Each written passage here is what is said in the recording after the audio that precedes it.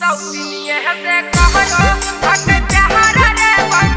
प्रतिमा recording studio Sheikhpura.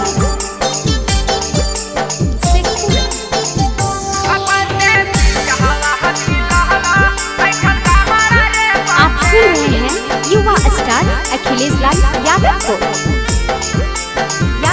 बंद है पिया हवा मिलल है ऐठल गहाड़ा रे बंदे। बंद है पिया हवा मिलल है ऐठल गहाड़ा रे बंदे। अब बंदे सब दिन से कहरो हक प्यारा रे बंदे। अब बंदे सब दिन से कहरो हक प्यारा रे बंदे।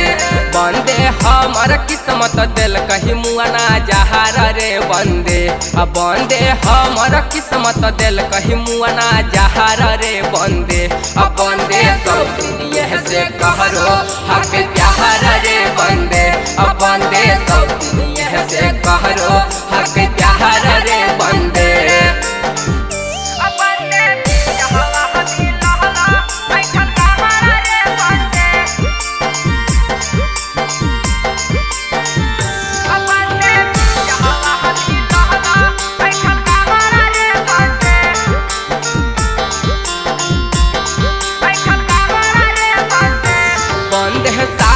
करके हो गलियो बेकार रे बंदे। अब बंदे शादी करके हो गलियो बेकार रे बंदे। अब बंदे सब दुनिया से कहरो हक प्यारा रे बंदे। अब बंदे पिया हवा मिलल ऐठल गहाड़ा रे बंदे। बंदे पूरा इलाका में होले पर चाहारा रे बंदे। अब बंदे पूरा इलाका में होले पर चाहारा रे बंदे। अब बंदे सब दुनिया से कहरो हक प्यारा रे बंदे। अब बंदे पिया हवा मिलल ऐठल गहाड़ा रे बंदे।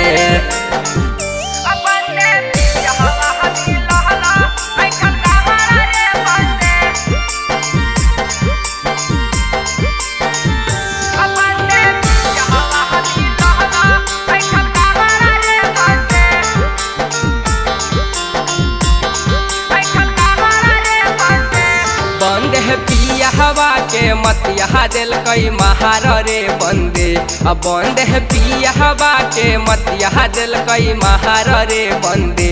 अब बंदे सब दुनिया से कहरो हक प्यारा रे बंदे। अब बंदे पिया हवा मिलल ऐठल गहाड़ा रे बंदे। अब बंदे अखल सवा के मत यहाँ दिल कई महार रे बंदे। अब बंद है अमर जीत के मत यहाँ दिल कई महार रे बंदे। अब बंदे सब दुनिया से कहरो हक प्यारा रे बंदे। अब बंदे पिया हवा मिलल ऐठल गहाड़ा रे बंदे। माँ प्रतिमा रिकॉर्डिंग स्टूडियो शेखपुरा।